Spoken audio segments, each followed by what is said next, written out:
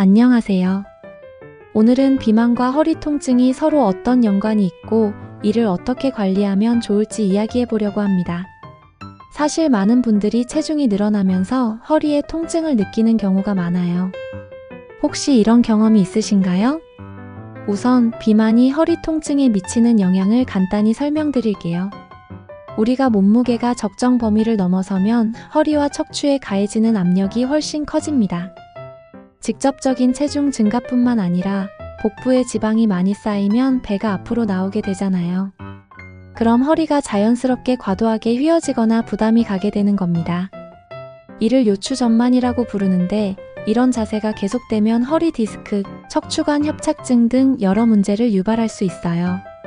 2017년에 발표된 한 연구에 따르면 비만인 사람들이 정상 체중인 사람들보다 만성, 허리 통증을 겪을 확률이 훨씬 높았다고 합니다. 특히 체질량 지수, 즉 BMI가 높아질수록 통증 강도도 증가한다고 해요. 이런 연구 결과를 보면 허리 통증과 비만이 단순히 우연이 아닌 밀접하게 관련이 있다는 걸 알 수 있죠.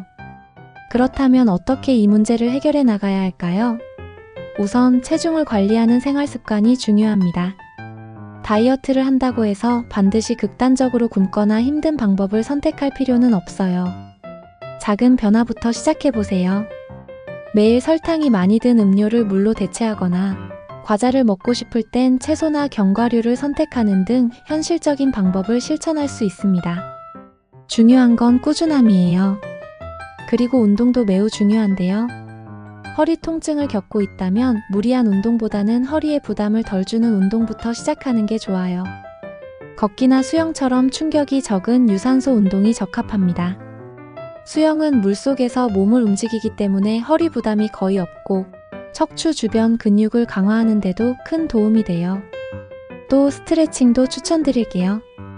허리 통증을 완화해주는 동작 중 몇 가지를 소개하자면 먼저 고양이 소 운동이 있습니다. 바닥에 네 발로 기어가는 자세를 취하고 등을 동그랗게 말았다가 다시 펴주는 동작인데요.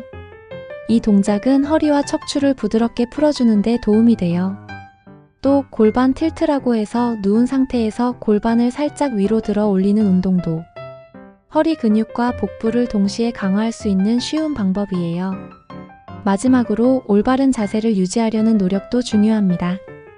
오랫동안 앉아있는 경우 의자에 깊숙이 앉고 허리를 곧게 펴는 자세를 유지하는 게 좋아요. 가능한 한 30분마다 자리에서 일어나 간단한 스트레칭이나 걷기를 해보세요. 이런 작은 습관들이 모이면 큰 변화를 가져올 수 있습니다. 허리 통증은 누구에게나 힘든 문제일 수 있지만 비만 관리와 건강한 생활 습관을 통해 점점 나아질 수 있다는 걸 기억하세요.